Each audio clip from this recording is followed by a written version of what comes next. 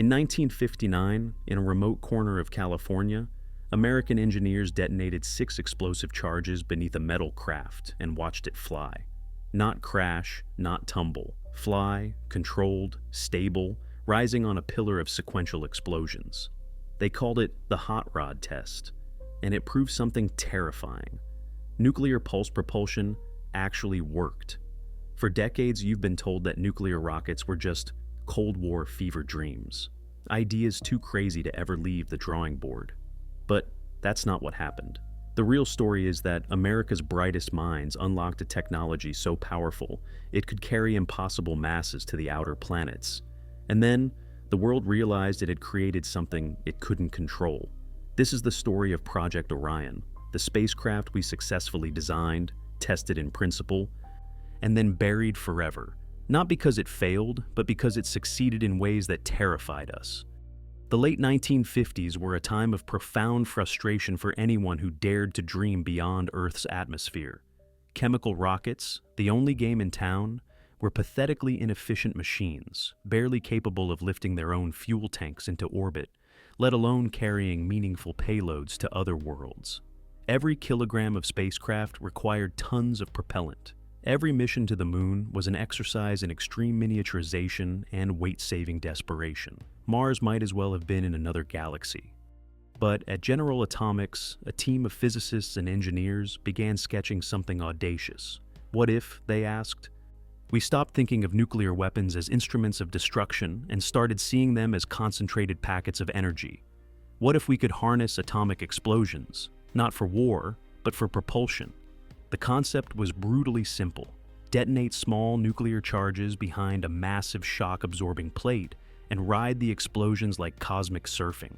Each detonation would deliver an enormous kick of momentum. String enough of them together, and you could accelerate a spacecraft to velocities that made chemical rockets look like toys. The efficiency difference wasn't incremental, it was revolutionary.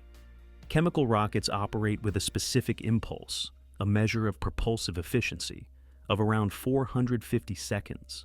The best engines humanity had built could barely exceed that. Orion's nuclear pulse propulsion offered specific impulse values in the thousands of seconds, 6,000, even 10,000 seconds in some configurations. That's not twice as good. That's not 10 times better. That's a fundamental transformation in what's physically possible. To put it in perspective, the difference in efficiency between Orion and chemical rockets is roughly equivalent to the difference between a Formula One race car and a horse-drawn wagon, then multiplying that gap by another order of magnitude. What did this mean in practical terms? A conventional chemical rocket mission to Mars takes 8 to 9 months of continuous coasting through the void, exposing astronauts to cosmic radiation, bone loss, muscle atrophy, and psychological strain. Orion could make the same journey in 4 to 6 weeks. Not months, weeks. The outer solar system, Jupiter, Saturn, and beyond, would transform from destinations requiring decades of flight time to places reachable in months. And the payload capacity was staggering. While chemical rockets struggled to lift a few tons beyond Earth orbit, Orion designs contemplated carrying millions of pounds. Not a capsule with a handful of astronauts, a fully equipped colony, a battleship-sized vessel with laboratories, greenhouses, and living quarters. This wasn't theoretical fantasy confined to blackboards and academic papers. The team at General Atomics, led by some of the most brilliant minds in physics and engineering, worked through the mathematics with rigorous precision. Every calculation checked out. Every simulation confirmed the concept. And then they built a test vehicle. The hot rod was a small-scale demonstration craft, a metal cylinder designed to prove the fundamental principle. Instead of nuclear charges, they used conventional explosives, high explosives that could simulate the propulsive effect without the radioactive complications. In the summer of 1959, they took it to Point Loma and ran the test. 6 charges, 6 detonations. The craft rose on each explosion, stable and controlled, climbing higher with every blast. The physics worked, the shock absorption worked, the concept was validated. But to understand why this dream would ultimately become a nightmare, we need to meet the man who would become both Orion's greatest technical architect and its most haunted critic. Ted Taylor was a weapons designer, and by all accounts, one of the best America ever produced. His specialty was miniaturization, designing compact, efficient nuclear weapons that delivered maximum yield from minimum mass. In the world of nuclear weapons engineering, this was the highest form of art. Taylor could visualize chain reactions in his head, could intuitively grasp the complex physics of compression, fission, and energy release in ways that left his colleagues in awe. His designs were elegant, efficient, and terrifying. For Project Orion, Taylor was the perfect recruit. The propulsion system required small, efficient nuclear charges, essentially miniature bombs that could be mass-produced and deployed in rapid succession. Taylor's expertise in compact weapon design made him uniquely qualified to develop these pulse units. He threw himself into the work with characteristic intensity, seeing in Orion a chance to redirect his nuclear expertise towards something transcendent. Instead of designing weapons to destroy cities, he would design the engines to carry humanity to the stars. But Taylor's brilliance came with a troubling shadow. Years later, in a moment of painful honesty, he would describe the mindset that had driven him and his colleagues during those years of weapons development. He spoke of being captivated by technical sweetness, the seductive elegance of a perfectly designed nuclear device, the intellectual satisfaction of solving impossibly complex physics problems. In that state of captivity, he admitted, moral considerations faded into background noise. The human consequences of the weapons became abstractions, numbers on paper, theoretical blast radii on maps. He confessed to a particularly chilling memory. Sitting in a hospital waiting room while his wife was in labor, he found himself drawing circles on maps of Moscow, calculating the effects of his weapons designs, mapping out blast radii and casualty estimates. The juxtaposition was grotesque. New life about to enter the world in one room, while in another, he calculated how many lives his creations would end. The whole thing had gone out of control, he would later say, recognizing too late how completely the technical challenge had consumed him. This wasn't regret spoken in the moment. This was a realization that came much later, after years of enthusiastic weapons development, after the intoxication of technical achievement had worn off and left him staring at what he had actually built. And it was this same man, brilliant, obsessive, and morally compromised, who now turned his talents towards spacecraft propulsion. The very traits that made Taylor perfect for Orion were the same traits that should have served as a warning. His ability to abstract nuclear weapons into pure engineering problems, to see past the human cost to the elegant physics underneath, made him extraordinarily effective at his job. But it also meant he was precisely the kind of mind that could rationalize almost anything in service of technical achievement. Yet Orion needed more than weapons expertise. It needed someone who could take the raw concept and transform it into a viable engineering system, someone who could work through the brutal physics of riding nuclear explosions without being vaporized in the process. It needed Freeman Dyson. Dyson was a different breed of scientist, a Cambridge-trained theoretical physicist whose mathematical prowess was matched by a philosophical bent that constantly questioned the implications of the work. When he joined the Orion team, he brought not just technical skill, but a broader perspective, an ability to see beyond the immediate engineering challenge to the larger consequences. The core engineering problem was deceptively simple to state, but fiendishly difficult to solve. How do you survive being pushed by nuclear explosions? Each detonation releases energy equivalent to tons of TNT, creating a plasma fireball expanding at thousands of degrees and generating a shockwave that would instantly vaporize any conventional spacecraft. The Orion team's solution was the pusher plate, a massive shock-absorbing plate positioned at the rear of the spacecraft, designed to catch the expanding plasma and convert its energy into forward momentum. The pusher plate wasn't just a simple metal disc. It was a sophisticated ablative shield, coated with graphite grease that would vaporize in each explosion, carrying away the intense heat and protecting the underlying structure. With each detonation, a thin layer of coating would ablate away, sacrificing itself to keep the plate intact. The plate itself was designed to flex and absorb energy, spreading the impact across its entire surface. But absorbing the explosion was only half the problem. Each detonation delivered an instantaneous kick of 20 to 30 times Earth's gravity, enough to pulverize any human crew and shatter any equipment. The solution was a massive shock absorber system, essentially giant gas-filled pistons that would compress during each pulse, stretching the violent instantaneous acceleration into a more gradual push. These shock absorbers, some designs called for them to be the size of oil derricks, would smooth out those crushing 30G pulses into a manageable 2 to 3 Gs, comparable to what astronauts experience during a conventional rocket launch. The propulsion cycle would work like this. The spacecraft ejects a nuclear pulse unit, a small nuclear charge, from a magazine at the rear. The charge drifts backward, carried by a small propellant charge or spring mechanism. When it reaches the optimal distance, somewhere between 100 and 200 feet behind the craft, it detonates. The expanding plasma fireball strikes the pusher plate, delivering its momentum. The shock absorbers compress, absorbing and spreading out the acceleration. The spacecraft surges forward. The cycle repeats every few seconds. Pulse after pulse after pulse, riding a staircase of nuclear explosions into the cosmos. Dyson's calculations proved the concept was scalable. Small craft for orbital missions could use relatively modest pulse units. Massive interplanetary ships, true space cruisers, could use larger charges and achieve even higher performance. The physics worked at every scale, and the Point Loma test had demonstrated the fundamental principle with conventional explosives. Everything checked out.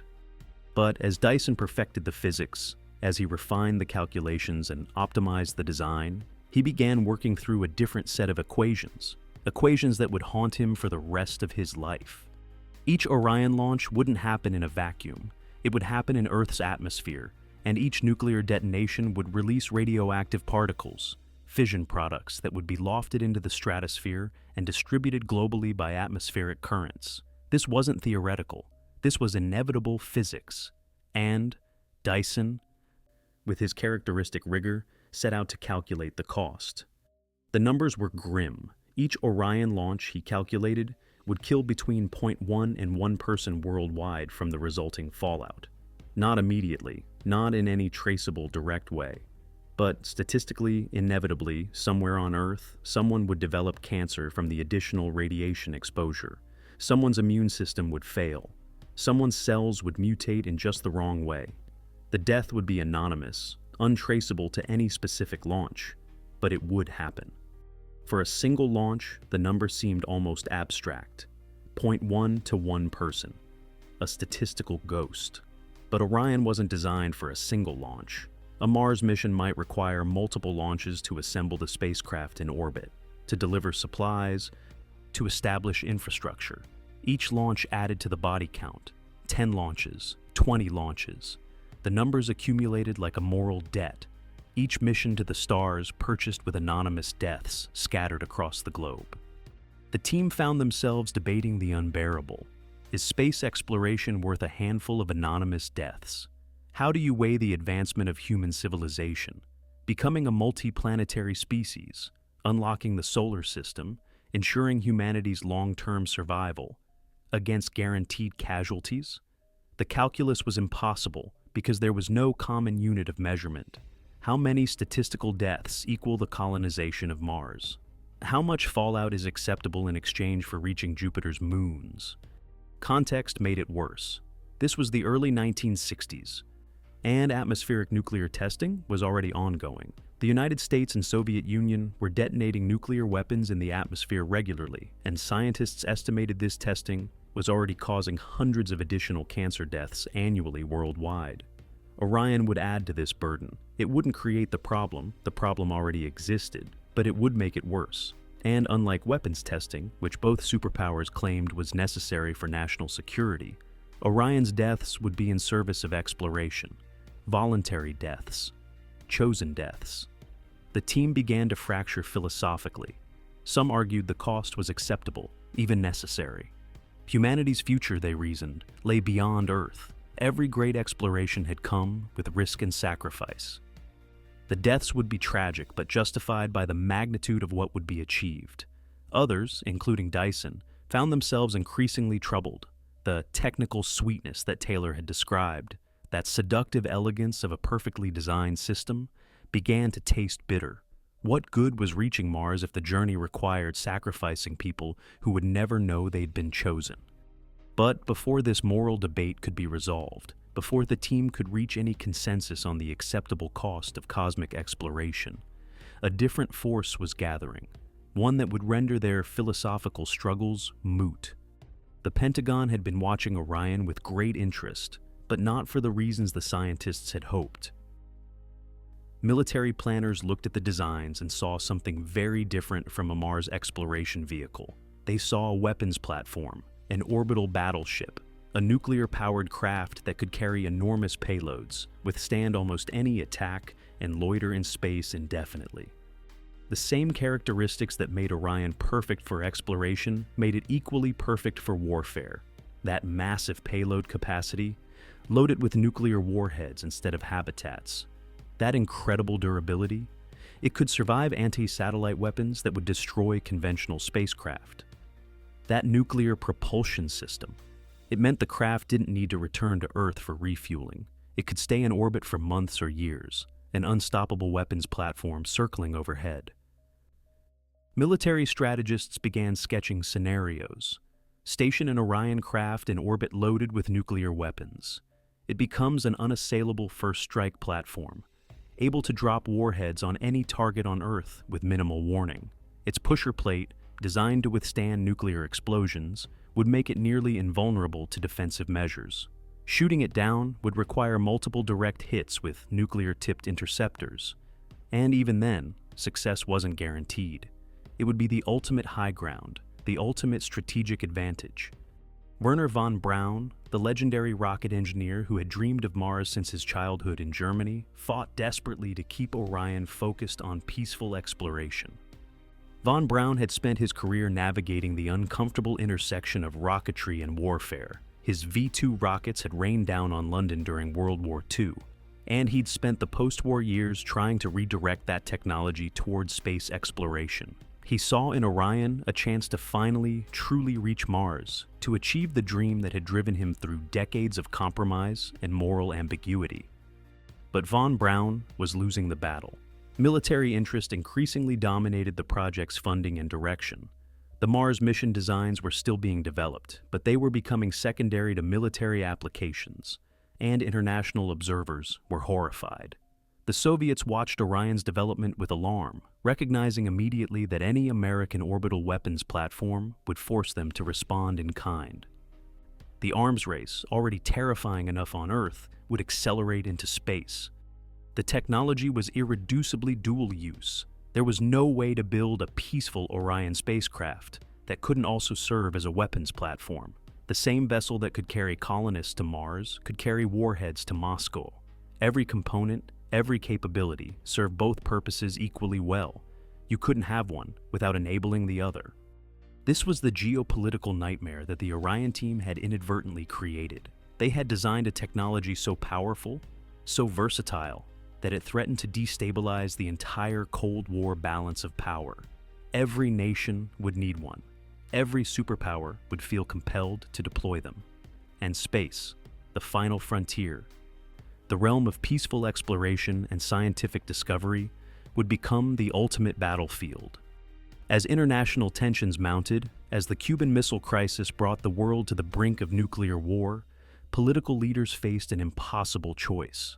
They could allow Orion to proceed, accepting the environmental cost and the military escalation, betting that the benefits of space exploration would outweigh the risks of weaponized space. Or they could find a way to stop it, to prevent the technology from ever being deployed, even if that meant closing the door on humanity's best near-term hope of reaching the outer solar system.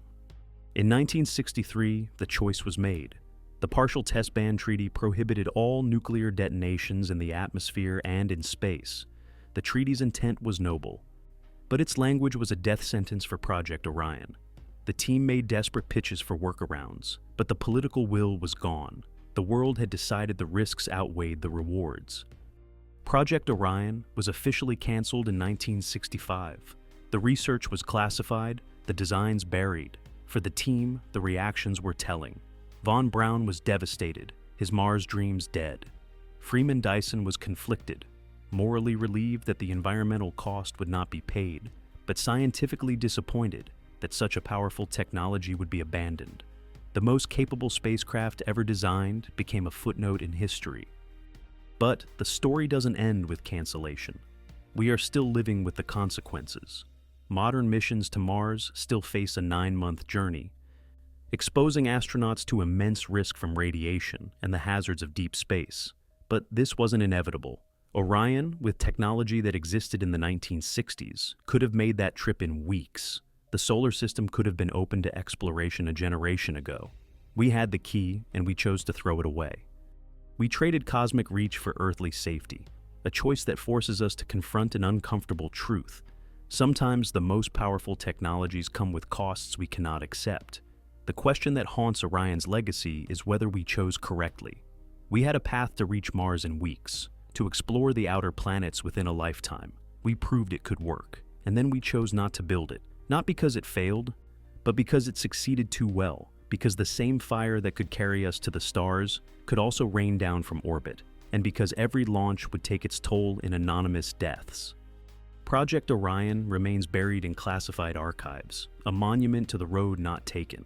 The designs could still be built, but we continue reaching for Mars with rockets that take 9 months instead of 6 weeks, accepting limitations we once knew how to overcome. Perhaps that was wisdom, or perhaps it was a failure of courage. But in that gap, between what we could do and what we decided we should do, lies one of the most profound questions humanity has ever faced. If you enjoyed this story, hit subscribe for more stories where history, technology, and human ambition collide. Thanks for watching.